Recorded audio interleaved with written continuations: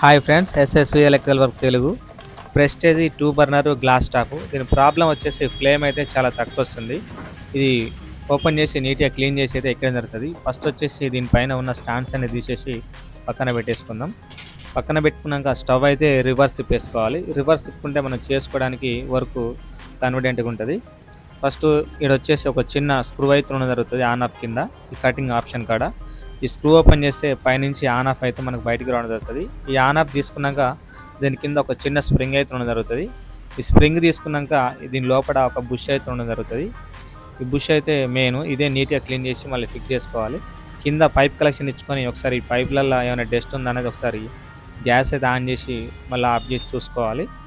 Of చేసుకున్నాక ఈడ ఈ బుష్ నీట్గా వెళ్ళేంత వరకు ఒక క్లాత్ తోటి క్లీన్ చేసుకొని దానికైతే 2 హోల్స్ అయితే ఉండడం జరుగుతుంది. ఒకటి సిమ్ హోల్, ఒకటి హై హోల్ అయితే ఉంటుంది.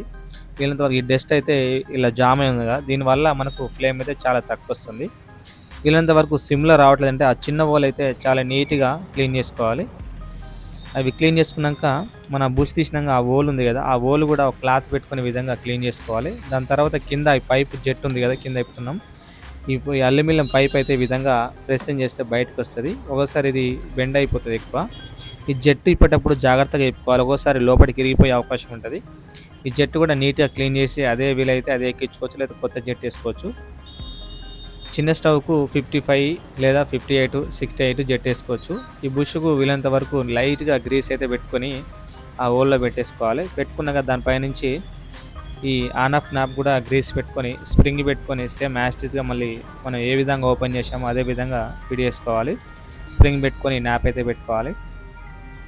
నాప్ పెట్టుకున్నాక మనం ఇందాక తీసి ఆ స్క్రూ ఉంది కదా, ఆ లాక్ సేమ్ వస్తుందో చూసుకొని ఆ స్క్రూకు స్ట్రేట్గా అవలేస్టార్ చూసుకొని ఆ స్క్రూ పెట్టుకొని ఫుల్ టైట్ అయితే చేసుకోవాలి. మరి బాగా టైట్ అయ్యద్దు, మీడియం టైట్ అయితే ఫిట్ చేసుకోవాలి. ఫిట్ చేసుకున్నాక ఒకసారి గ్యాస్ కలెక్షన్ ఇచ్చుకొని మళ్ళీ ఒకసారి ఇక్కడ హెయిర్ వస్తుందా అనేది ఒకసారి చెక్ చేసుకోవాలి.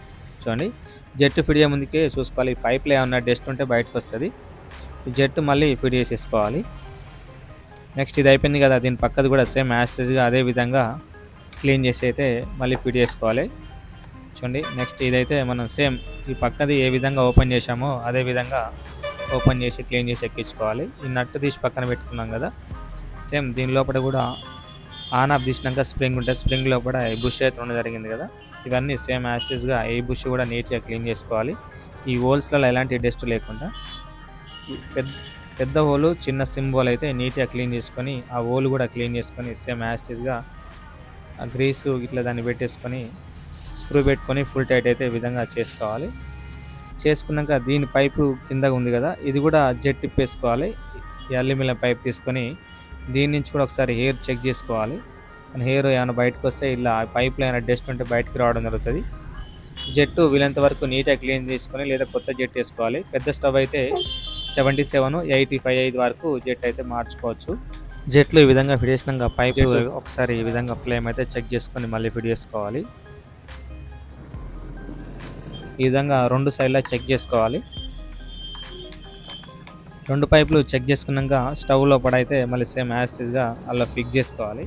ఈ అల్యూమినియం పైప్స్ మనం బెండ్ చేసేటప్పుడు జాగ్రత్తగా బెండ్ చేసుకోవాలి. ఒక్కోసారి ఇక్కడ ఆన్ ఆఫ్ కాడ లీక్ అయ్యే అవకాశం ఉంటుంది, అవి కూడా ఒకసారి చెక్ చేసుకోవాలి.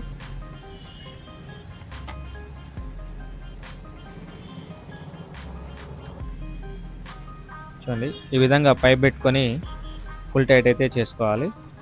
మళ్ళీ సేమ్ జెట్టు పైప్ ఉంది కదా, సేమ్ 2 సైడ్లో పెట్టుకొని స్టవ్ ఉల్టా తిప్పేసుకొని పైన టాప్ సెట్లు పెట్టుకొని ఒకసారి చెక్ చేసి చూసుకుందాం మనం. ఈ విధంగా అయితే స్టవ్ అయితే మనం రిపేర్ చేయడం జరిగింది.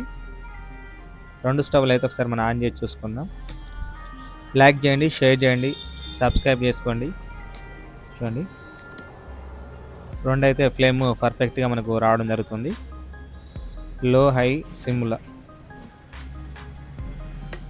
సేమ్ యాస్టేజ్గా పైన స్టవ్ సెట్స్ ఉన్నాయి కదా, అదే విధంగా సేమ్ అన్నీ పెట్టేసుకోవాలి.